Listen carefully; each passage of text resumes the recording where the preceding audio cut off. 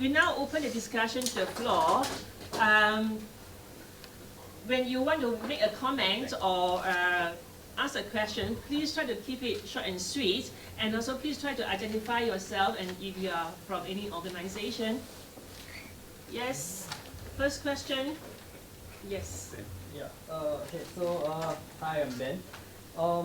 Question I would like to ask, right, is there was a pro PAP Facebook page called Fabrications by PAP who did post on cooling off day, and I heard that people actually did make police report about it, but no action seems to have been taken.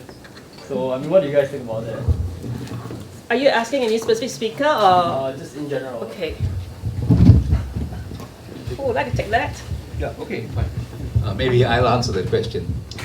If there has been a police report made about what the complainant, the person making the report, has alleged, it's the duty of the police to investigate if they find some evidence supporting his complaint, you see. And they have to come to a decision. So what the person who lodged a report must do is to follow up. Ask the police, what have you done? And they can't have two laws. One for one group of people who appear to be pro-PAP, and another for another group of people who appear, on the face of it, to be anti-PAP. The law must be applied uniformly to everybody. Yeah, I think the police should investigate fabrications of the PAP. Sure, they are a big block and they're always sliming me, you know.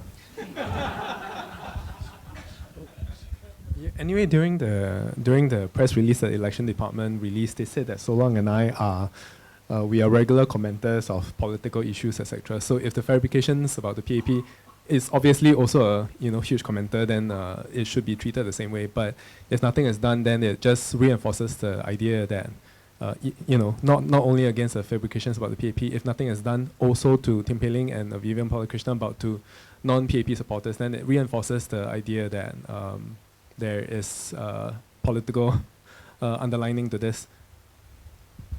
And one more thing, the police and the election department have issued a joint statement. I mean, it's quite absurd that they can't even see that they have already married to each other and then investigating the two of us. Okay, can I just add one more thing? The thing is that you guys are being charged as individuals who are voicing out their own opinions. Whereas, sorry, not being charged, sorry, you guys are being accused of. Whereas fabrications about the PAP is not an individual, it's an actual page, it's an actual group of people. So, I mean, what do you guys think about that? What about the TSIG? They also were investigated. Same, they are in the same position as fabrications, I think. Actually, I would like to know who is behind fabrications other than Jason Chua. Who's the whole team behind? How much? Who's paying them? Whether there is any political involvement? Whether there's any foreign intervention and funding? And I suppose the police does not want to go. I'm not sure. I'm supposed anybody does not want to go further than this because it will expose too many things inside. Sometimes I don't know how to react when you confront a situation like this, or when they come after you and take away your things. I remember, I think about 1 year before my arrest, actually in 1987, I went for a major conference overseas. Of course, the major conference has a lot of people attending, speakers and all that, radical right to people on the right. And of course, I collected a lot of literature and documents, books and papers, and of course, the list of participants and people who made comments on all that in my luggage. When I reached the airport, after passing through immigration, the customs people told me, follow me. And I had to go to a room where they confiscated my whole luggage actually of books and documents. And at that time I didn't know what to do, They just took it and they told me, we will call you back to ask you to come and collect it. So 1 week later, they called me back to go and take it back. I was afraid that I would be going for a long interrogation. So I called a priest along with his long ropes and all that. And we went and they gave me back my whole luggage. And I didn't have to go for interrogation. But during the 1987 interrogation, they kind of accused me of being a communist by association. From that whole list of participants, especially all those radical speakers and people who were there, that I was actually linked to them. Actually, I was a communist by association. And I had no way actually of answering them, because I even told Senator at my first legal representation, I said that if you accuse me actually of being a communist by association, then I think that Dr. Goh Keng Swee is a bigger communist, because at that time he was a consultant actually to China, and he was working actually I think for China economy. So do you, using the same logic against them, I mean, I thought I would score a point, but he just dismissed me. So sometimes I feel very helpless actually in this kind of situation where you are being caught. No? Now, can I say that, stop, you have no right actually to take my documents? Do you have a question to ask? Yeah, so what I'm going to react when they come and after all your private Vincent, property? the first point I'll respond to you is where you were asked to hand over the documents you have brought along when you return to Singapore after the conference.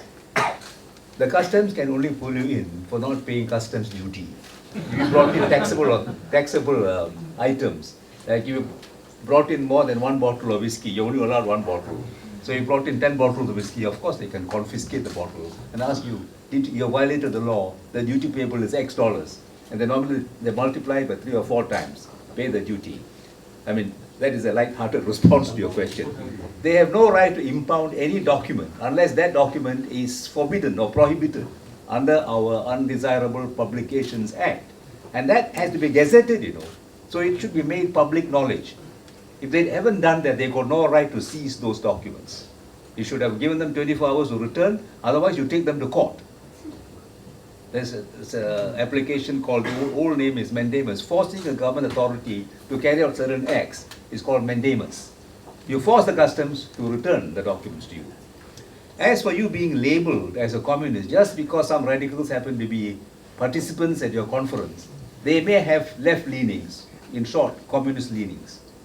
Being a communist is not an offense in Singapore. Being a member of an unlawful organization, which may be communist, it may be fascist, whatever it is, if that kind of membership of such organizations is banned in Singapore, then you can be found guilty. But being a communist in Singapore is not an offense. Let me tell you that. So, if you're caught in such a situation in future, ask them to explain what they mean by you are a communist or you're a communist sympathizer.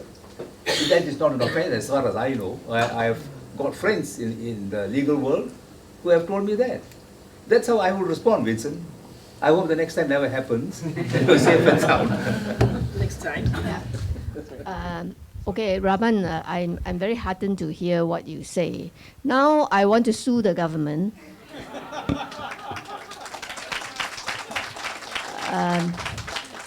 For actually causing me a lot of grave inconvenience. When I handed over my mobile, I did remove all the applications, but I know that the forensic team can unravel all those.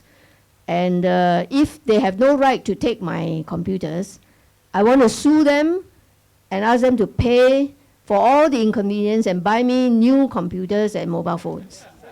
Will you act for me? Thank you very much.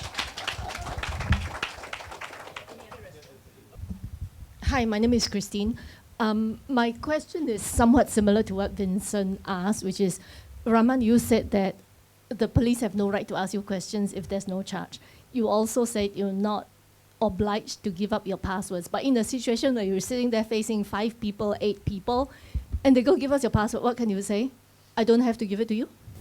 Of course, you can say that you just switch off, don't answer the questions. So, for example, if they start interrogating you and I can say, what is the charge? And if they don't tell me what is the charge, then I just shut up. If they keep asking me the question, I just shut up. And then I say, I want to call my husband, and my husband is in Hong Kong, my husband never picks up his phone. Then I'll say, I'm not answering your questions until I tell my husband where I am. Absolutely, Christine. But then they will lock you up for another 5 hours. That's a risk you run in Singapore's democratic government, unfortunately. You see, as I said, I explained to you when I gave my little piece earlier on, you're not obliged to answer the police any questions unless you're told what charge is being preferred against you. Sometimes, of course, you may be called in as a witness, but in our case, we are not dealing with witnesses. Witnesses have an obligation to cooperate with the police if the police have charged Mr. X for an offense, and he can't retain whatever information he has to himself. But in your case, it's different. They've taken you in, they're asking you questions. You can ask them, look, what am I here held for? And if you are in close custody, they can say, I want to leave the place now, unless you prefer a charge against me. Then you have the right to contact your family. You also have a right to consult your legal advisor, but that is something our great Singapore courts have said within a reasonable time thereafter. A reasonable time as recently as 1 week ago, extended to 40 days. You remember the USI banker? He was held in custody for 40 days. He couldn't speak to his lawyers. The lawyers only allowed half an hour. Within half an hour, how do you get instructions from a client? So that's how this kind of basic principle on the freedom of the individual is being abused in Singapore. So we have to have that kind of guts and the strength and the stamina to resist any attempts at encroaching on your freedoms, you see. Christine, unfortunate that your husband doesn't have the habit of answering telephones. But he should at least say, look, he's not in town, I want to consult my brother or my whoever it is. Okay. We have a question from Jufri, and then after that we have Dr. Chi and Gentleman here. the gentleman over there. All right, Jufri. I think we are now not only complaining about the double standard in arresting Soh Lung and being hauled up by police, Soh Lung and Roy, but we are also concerned about the way they were treated. You see, their house was being raided. This is a gross abuse of the procedure. This is we must not forget this. The way they were treated, I think, is worse than hardcore criminals. Yeah, so we must not forget this. When we raise any complaint or any issues, we must bring this up. Okay, it's a comment, is it? All right. Let the gentleman go ahead. Okay. Yes. Hi, my name is James. The Singapore government has always had a history of clamping down against oppression, but I'm really curious. They won a landslide victory last year, and they still won Bukit Batok by-election despite Dr. Cheat's brave efforts. What are their primary objectives to these shenanigans against you? What are they really trying to prove? The police, or they use I think it's the ISD, they use the election department to go on a trawling expedition. Not a fishing expedition, as my friend reminded me. They went on a trawling expedition to actually take my computer. I tell you why I was very reluctant. I did put up a sort of protest. When they were asking me about the 4 allegations, I answered them in the sense that they asked me how many likes, how many comments, and all those stupid things, and whether I had any influence on the Bukit Batok voters. And I said, do you think that I'm Lee Hsien Loong or what? No, what influence do I have of the voters? And of the 4 posts, you can see the likes. They don't even add up to 100. And of these 100, how many are from Bukit Batok? I think maybe only 1. So what are you after? Well, as far as the 4 posts are concerned, I answered more or less in this manner. And at the end of it, they said, don't you know that I've infringed the restrictions on advertising? I said, I have not. This is my constitutional right. Then they asked for the IP address, and I said, that's where I became alerted, like Roy, I said the IP address is got nothing to do with all these 4 allegations. I'm not giving it to you, even if I know, and of course I don't know. And then they said they want my mobile. I said, no, you're not going to have it. What right have you got to take my mobile? And they said, it's an arrestable offense under section 34 and 35 of the CPC. They can seize anything that is related to the offense. So I said, my mobile has got nothing to do with my 4 postings. I'm not giving it to you. That's how then 4 or 5 fellas came into the room, and a few more outside patrolling up and down through the glass door, basically threatening me that I'll be arrested. And they said, we'll arrest you if you don't want to cooperate, if you don't want to give us your mobile phone. I quickly kept my mobile phone in my bag, but they didn't touch it. Then they said they want my computer. And I said, no, these are not related. I've already admitted that I have managed this Facebook account. What more do you want? No? I'm the only person managing this. It's not that I'm Vivian Balakrishnan saying that there is a computer glitch. Then you go and raid his house. But they insisted, they said, this is an arrestable offense. We have a right to seize. We have a right to seize. And they showed me the section, and the section is very, very wide. But I forgot that they haven't charged me, because I went down for an interview. I went down not for an interrogation, but an interview. An interview requires some cooperation.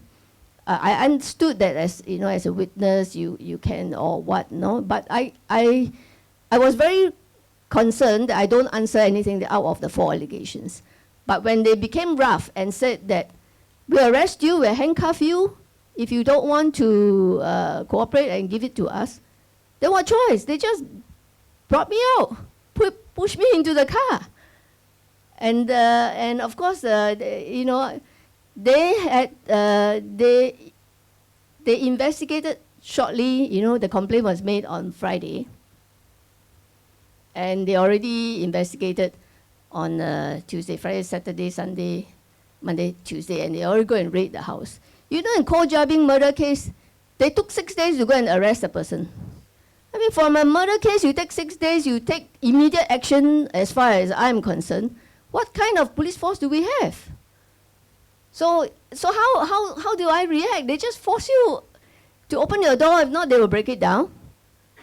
But luckily, I have friends who video everything.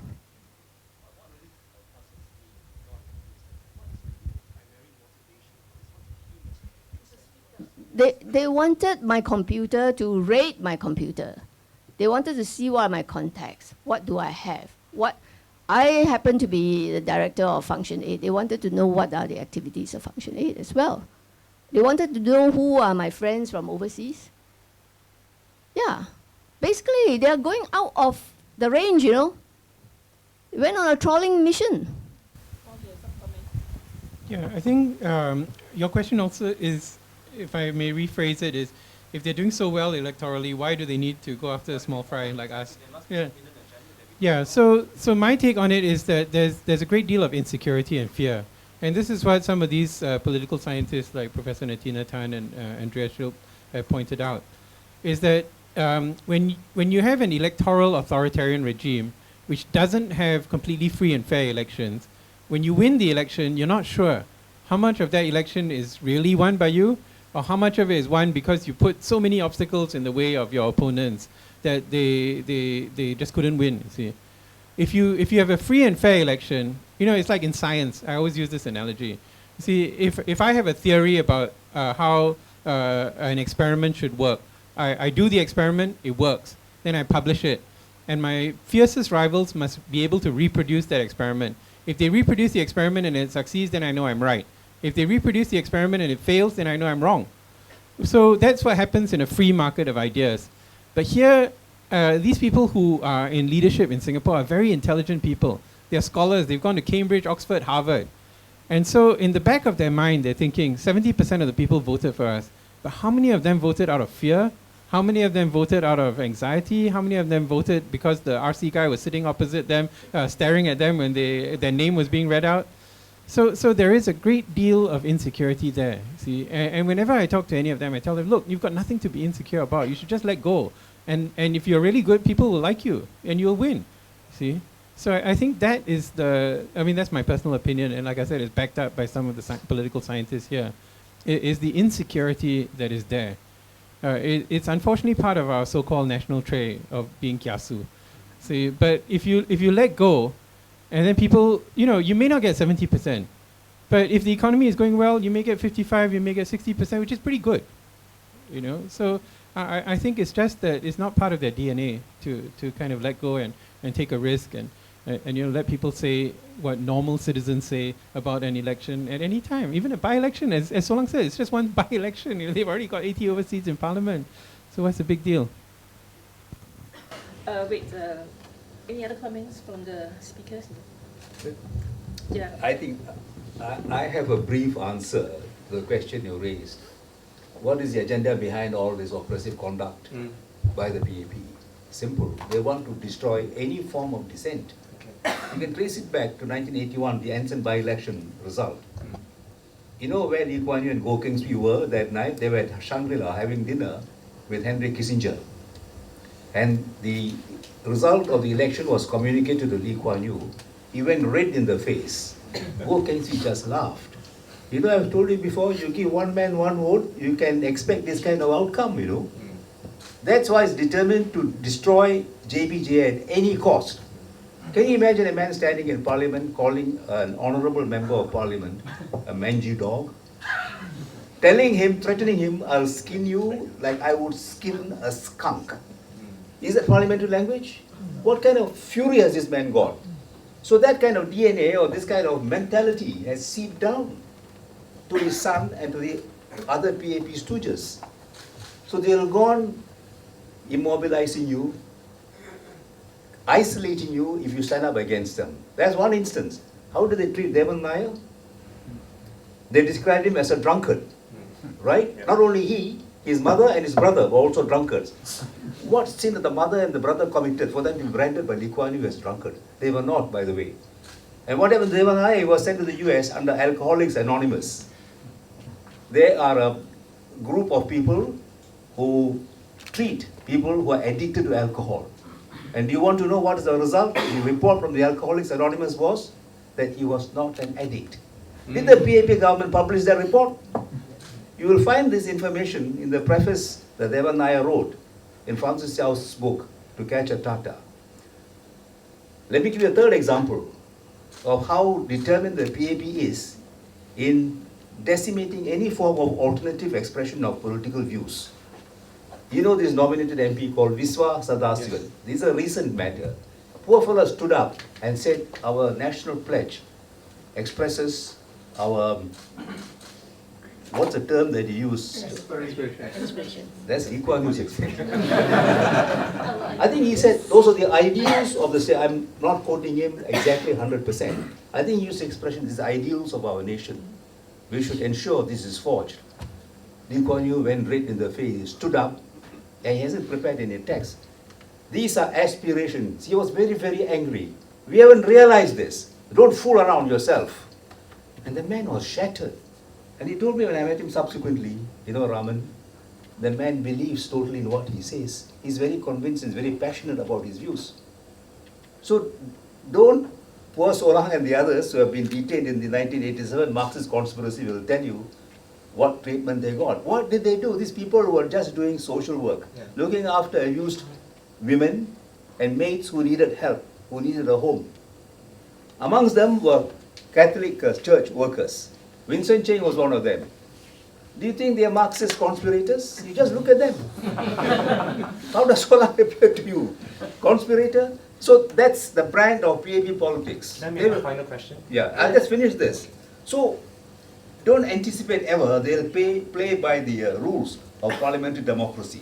They will neutralize you. They'll pass all sorts of laws to ensure that you don't have a clear, clean, and direct route to form an opposition and place the opposition in parliament. Sorry. James, can you hold your question? We'll first hear from... Okay, then Jason. I have a very quick question, just to quickly add on to what several questions were just now. Okay. So I've also heard when the police say that if you don't cooperate, we'll charge you. Yeah. So in that case, we should call their bluff? Of course you should. Ask them to charge you. Because we have at least vestiges of rule of law in Singapore, you know.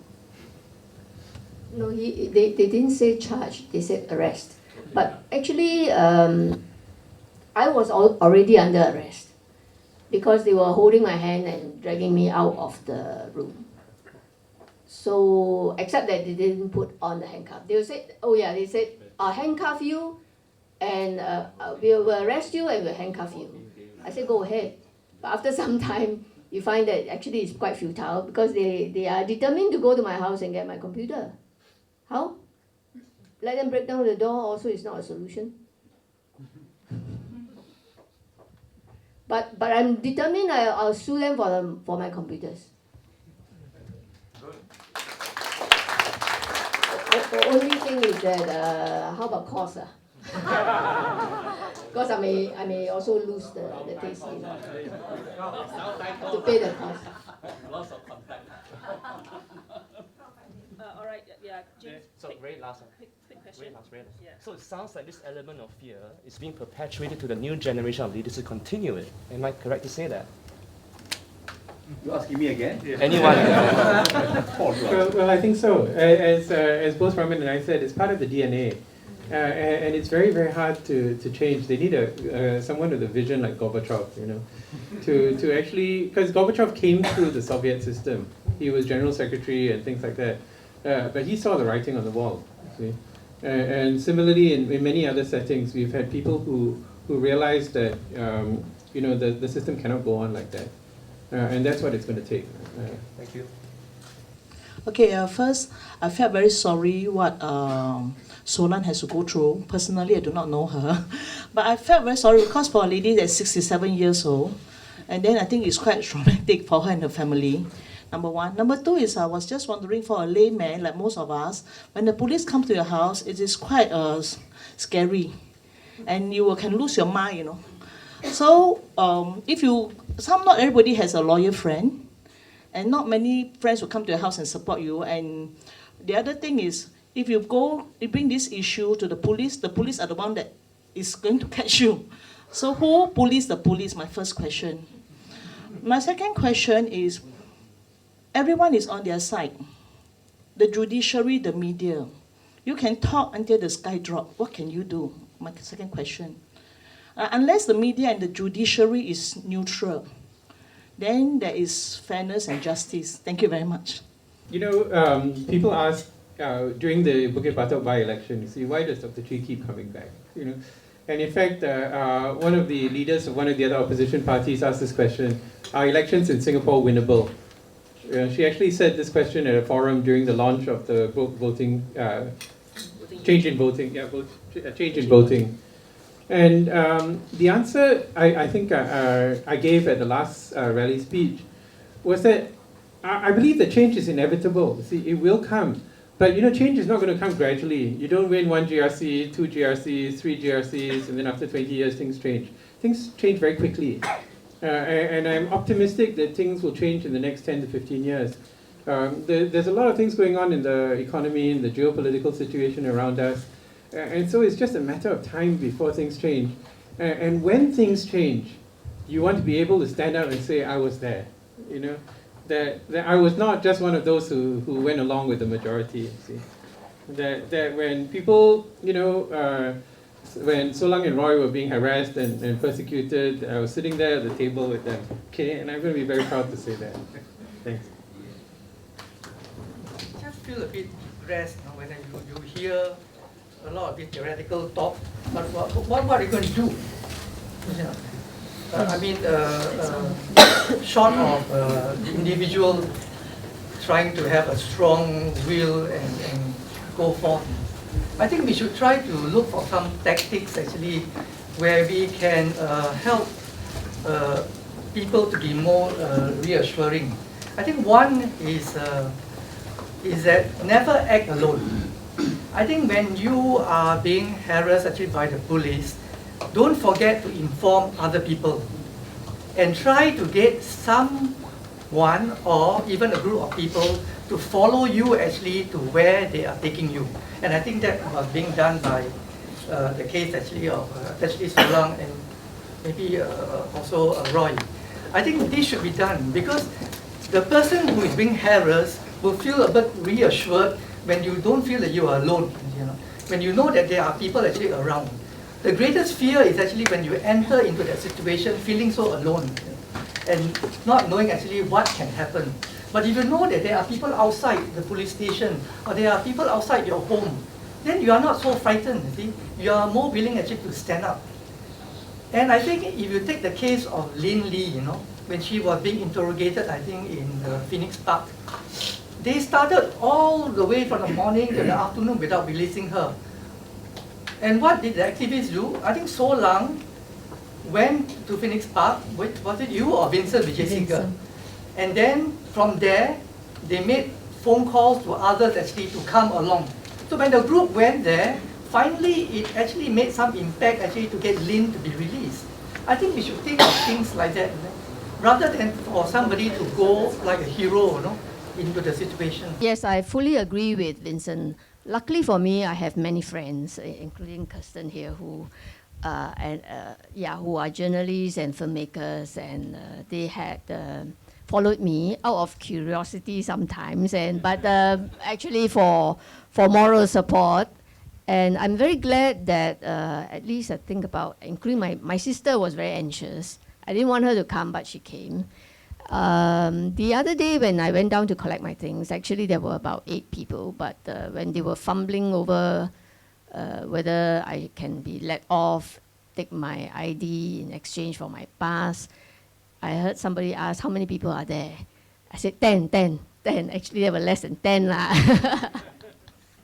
It is definitely very, very good to have people around, and that's why when I went in and they said cannot bring in the mobile phone, I quickly cabut lah, went out the other way.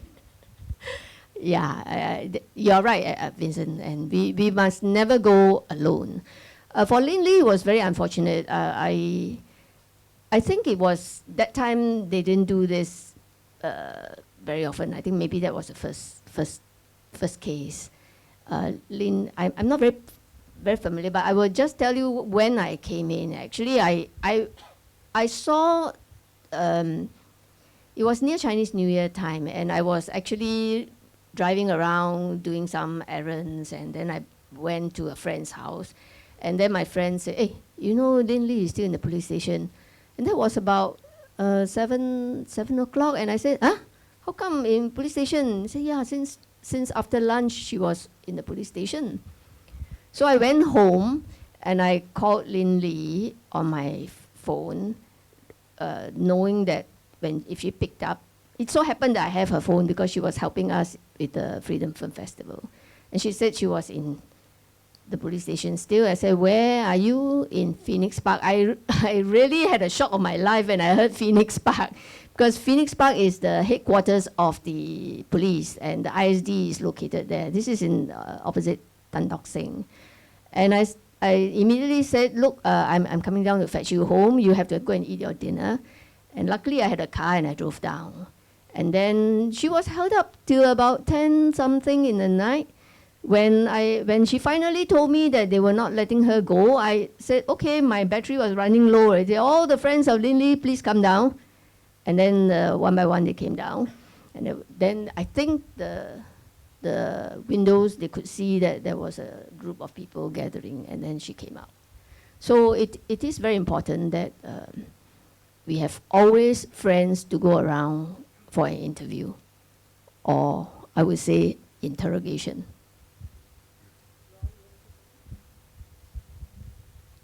Some of the things that I did after this was I also downloaded a red panic button thing. So in future, if the police calls you, then you, or anything happens to you, you can at least press the button and then SMSs will be sent out.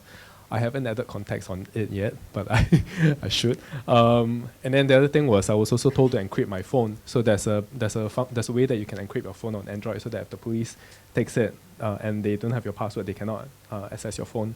I think on my part though, the thing was, before I went into the police investigation and interrogations, I told myself, I've dealt with it before, I will be able to deal with it. But when I went in, I don't think I stood up as well. And also the thing was that I was very affected by how, the thing about how we say that Singaporeans are affected by the mentality that has been taught to us, and how we do not perhaps think as critically and logically. And that happened to me. Over this past 4 years, the past 2 years, I've been writing, and every time I write, I force myself to break out of the mold and to think very try to think differently from what I'm taught. And even till now, I'm still doing it. So when I was in the police station, I think a part of me sank into that again, automatic mode. And for me, I think the next time I have to deal with it again, I have to stop myself and I have to really break out of that and to tell myself, okay, stop. How do you want to critically appraise the situation, and how do you try to stand firm? So I mean, having known all this today, that if I've not committed a crime, I do not need to speak up. I would just keep pushing back and keep toying with them. So this, and perhaps take a humorous attitude, because it's crap that they are doing this to you, and just give them crap back. So this is something I need to remind myself to do as a personal thing. And I think that I'm sharing this also because I think other people will go through the same things as I would, being Singaporean. So I hope this will be useful. Yeah, and I do think I agree that, with the thing is, all of us are brought up in this environment in Singapore, and the ministers, all of them are brought up in this environment. I think the fear that they have is the fear that Singaporeans have, and I think we give them too much credit when we don't realize that the kind of mentality and how they are trapped in their thinking is also what we are going through. So there's really nothing to be scared of. The only thing that they have is that they have more tools at their hands. But if it comes to a straight fight, I think they'll be scared. And the reason why they're scared is because they know we have the power, just that we don't realize it. Yeah.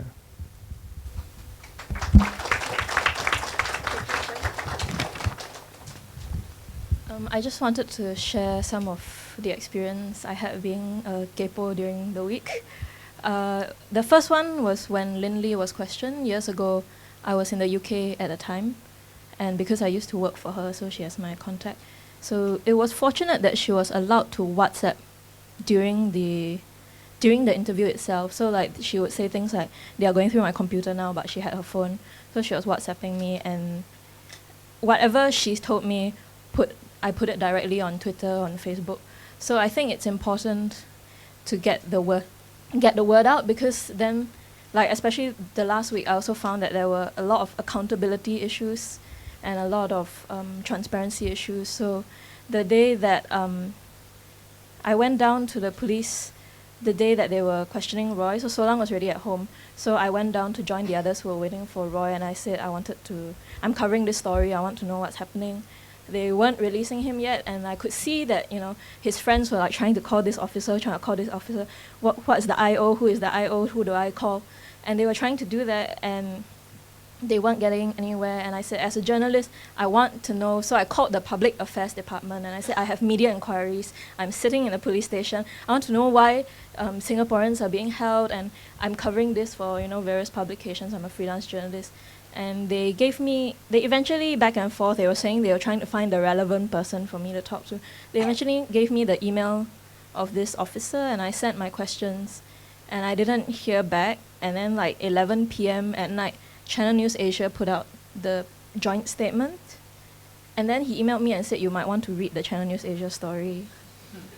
So I wrote back and I said, why don't you send me the press? What is the point of a press release if it only goes to the mainstream media and then all the other journalists get it 1 hour later, especially when I was the first one to ask the question? And like, why is it your standard practice to send releases to the mainstream media first, then to all the other journalists? Why can't you send it to all the journalists at once? Isn't that how a press statement works? And I never got a reply to that. Other questions that I had was, why is the exemptions, as stated on the Elections Department website, worded differently from within the legislation in a way that it could be interpreted differently? Because the legislation seems to suggest individual to another individual as a one-to-one, but the Elections Department says individuals to other individuals as in one-to-many. So I said, this leads to misunderstanding. So could you really expect that people don't break the law by accident because your own website is misinforming them? I never got an answer from the Elections Department for that. But what I found also troubling was the next day I went back to a police station again because another person was being questioned from TISG. And I was alone at first, but then other people came to join me. And I said, well, can I go and find out where this person is? And the security counter said, yes, you can go to level 3 and sit outside the interview room. And I said, yeah, okay, I'll do that. And I went with a lawyer. So we identified ourselves as the lawyer and a freelance journalist following the story. We told the security counter that, and we sat outside the interview room for 2 hours, and 2 hours later, his daughter texted me and said, "Oh, if you've been waiting with my dad, then you're at home with him, is it?" And I was like, "What do you mean you're at home with him?" They had taken him, while we were sitting out there for 2 hours, they had taken him out another door and left. We had a friend downstairs who was sitting next to the security counter because he thought you have to change your IC when you leave. So if he is leaving, I will see him. When we went back down, he hadn't seen him, but his IC was not there anymore. Someone had changed it. So like all three of us, the lawyer, the journalist, and the friend didn't see him, and he was already at home. And like by the time we got into the car, the police had already taken his computers and left. So I feel like there's also a lot of accountability and power issues that as a journalist I don't get any answer, and I don't get any kind of response. All I get is this press statement that's already been released to the mainstream media an hour ago. And so I found kind of as an observer that there's a lot of very troubling things, like also who can explain what is and isn't an arrestable offense, and what is the rationale behind making some offenses arrestable and some offenses not arrestable, and how do we have a check on that? Like, what if one day you just decide to make everything arrestable? Then no need for warrants at all. Then where is the accountability in that? And I've never been able to get answer. Thank you for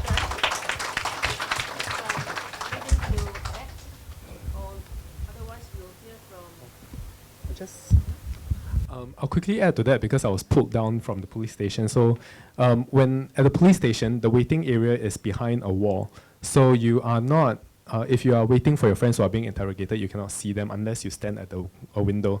So when I was taken down from the 3rd floor to the 1st floor, they did not want me to change my IC. They got another policeman to change my IC and they held me back.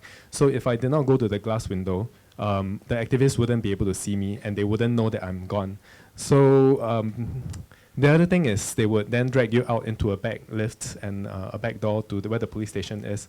So that's why you can't see. So when I was thinking to myself at that point, I thought that if I'm in future, I have to wait for someone will have to be planted at the window to keep looking out to see if they drag someone out.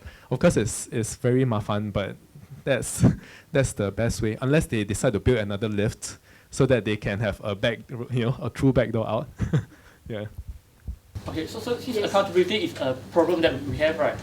What's our right to take video of police in action? Yeah, I mean, is it within our right to take video of the police when try to request to make arrest and all that stuff, like what Soh Lung had taken the video? Is it within our rights to take video of the police? I don't think you have such a right when you are the suspect and you're being questioned.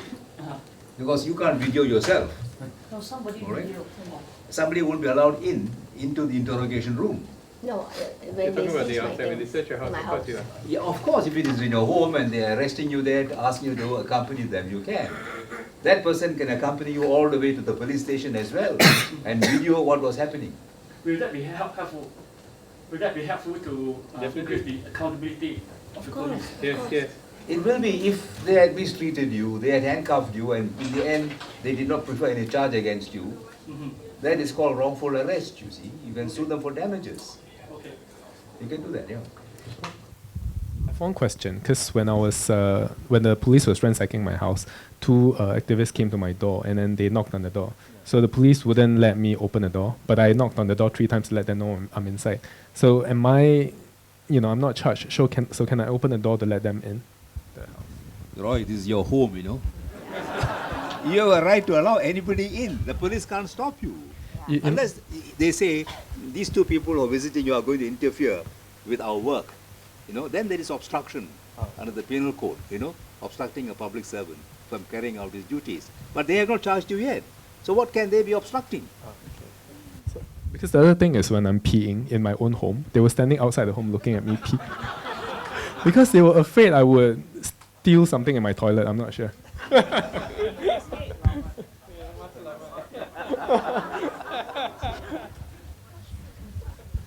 I also want to add that when the 7 or 8 policemen came into my little flat, they also tried to prevent my friends from coming in, but they just barged in, and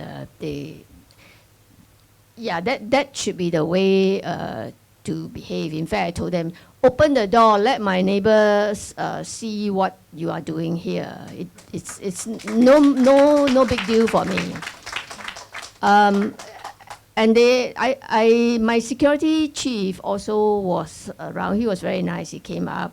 And then my neighbors, who saw so many people on my level, I live in a private estate, they also called the condo manager to come down, and he was also there throughout when they were seizing my things. I think the fact that they sent 7 or 8 people to my flat is to tell everybody that, look, here is a terrorist of sorts. And I don't want, I'm not a terrorist, and I don't mind going back home in handcuff. That's my thinking, and it doesn't matter to me if my neighbors see that I am being arrested or being harassed. And indeed, my neighbors are very good. They invited me. They came up the next day, the same day. They telephoned me, but of course, all the phones have been intercepted because my phone was no longer with me. We have to overcome this. Very often we think that, wow, very embarrassing getting arrested. But we have done nothing wrong. Why be embarrassed? Let everybody see that you are being arrested. It's okay. It's fine. That's my So that's how my friends came into the flat. They simply ignored instructions, and if they had locked the door, I would have opened it myself because it's my house.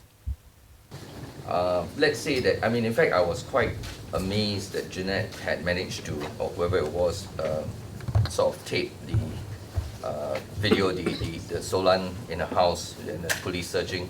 I would have thought, being a very obedient Singaporean, that the police would have said, "Oh, you can't do that," and then we will automatically say, "Oh, okay," so they put it away, not wanting to get into trouble, so to speak.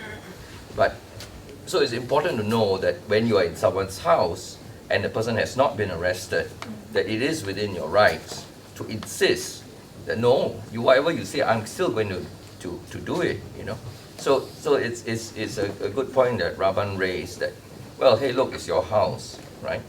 And you have not been charged, and the police did not, state something, cite some law that says you cannot do this. So thank you for that clarification. When they came in, they took a photographs of my hall. It's a long shot of my flat. Have they the right to do that?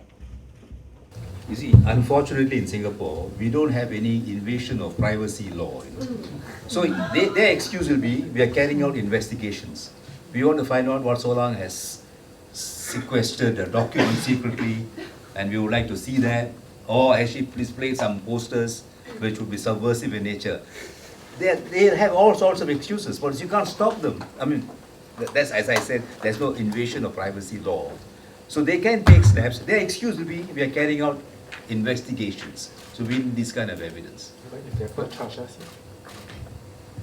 That's the good answer you can give. You have not been charged. You can ask them to get out of your house. You can tell them that they are trespassing. What? If they are carrying out investigations where they have already charged you and they need to inspect your house, search your house, then they are justified. Not without charging you. Actually, there's nothing in the hall except my furniture. And I don't see why they should take a long view of my flat. It serves no purpose. I didn't commit a murder on my table, I'm really very angry that they took a picture of my flat, and I will take action on that.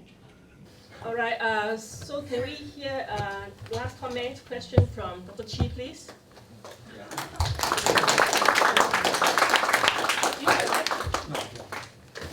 I just want to make the comment that, just address some of the comments that were made earlier on, Vincent and our friend from over there. That sometimes you can become very despondent when a situation like that arises, and then we ask ourselves, we're so they're so powerful, what can we do? Well, the thing is, we're only powerless if we think we accept the fact that we are powerless. There's nothing we can do, right? And I think that's very important as we go forward. In that, many times when we're faced with this situation, these kinds of situations, it's just a matter of seeing how we can then turn it around to our advantage. And unless right now we're not Soh Lung and Roy, I think it's very much that we can see that we welcome it, and even from Soh Lung's point of view, what she said a little while ago, saying that she's not taking this lying down. So to every situation, every crisis that comes along, we can actually turn that around to our advantage and use it to further this conversation, right? To further the democratic agenda. And there are many ways that we can do it. And if we're not directly involved, and the victims, if you will, there are many things that we can do, right? The one thing that I've always said that it's important is go out, get it on the internet. We have this technology right now. Go out and explain to people what you've seen and you've heard. Not just keep it to yourself. Convert as many people, persuade them as many people as possible. Right? And if actually, something else that we can do is if Soh Lung decides to go and take legal action against the authorities, and if she is saddled with the costs, I think it's our responsibility to each stump up with a little bit of cash just to help out the situation. It's only when we come together, then the authorities begin to pay attention and say, hey, look, these people are no pushovers. We have to also juggle what we do. And this one other thing that I want to also sound a cautionary word to the government. It may seem right now that you're so supremely entrenched in power right now and you can do anything with impunity. Because you've got 70% of the vote, you've got control of the media, and everything else going great guns. But I do want to caution this one thing. Each and every time you take action like that, that just doesn't make sense to the public. You put one more nail in your coffin. Because you are actually eroding public trust, public confidence in our public institutions. And there will come a time where some of these factors then come together, and that confluence of the factors then begins to create huge, huge problems, not just for the government, but the entire country. And what Paul said a little while ago, it's inevitable that a democracy will come to Singapore. It's just a question of when, not if. Right? The PAP knows this, but it just doesn't know how to get off the horse. But for us, it's important to also realize that we just cannot sit and just wait for the time and twiddle our thumbs and think that things are going, democracy is just going to fall into place. No, that's not going to happen. It's going to require effort. It's going to require work on our part. Right? And at least, going away from this particular forum, if it served any purpose, it would be at least to bring people who are interested, people who are concerned, and people who are at home watching this on the internet, or who will come to watch on the internet, that they must do something about it to protect, to defend our own rights, and to make sure that our nation goes forward. And I've said it very many times. Without our political rights, we're not going to be able to salvage what's happening to our economy right now. Not in today's world. Not in today's modern economy. So we have all vested interest in this. And it's very important to let the authorities know that we're just not sitting back and just rolling over like a doormat and doing nothing about it. We will continue to question. We're going to bring up some of these injustices, and we will do something about it, either by backing the activists, right, or getting active ourselves, actively involved. Whatever it is, don't let this situation turn it into something which we begin to feel that we're being pinned down all the time. No. If anybody is against the ropes, I think it's the PAP. We've just got to realize it and find that the power is on our side. Thanks so much.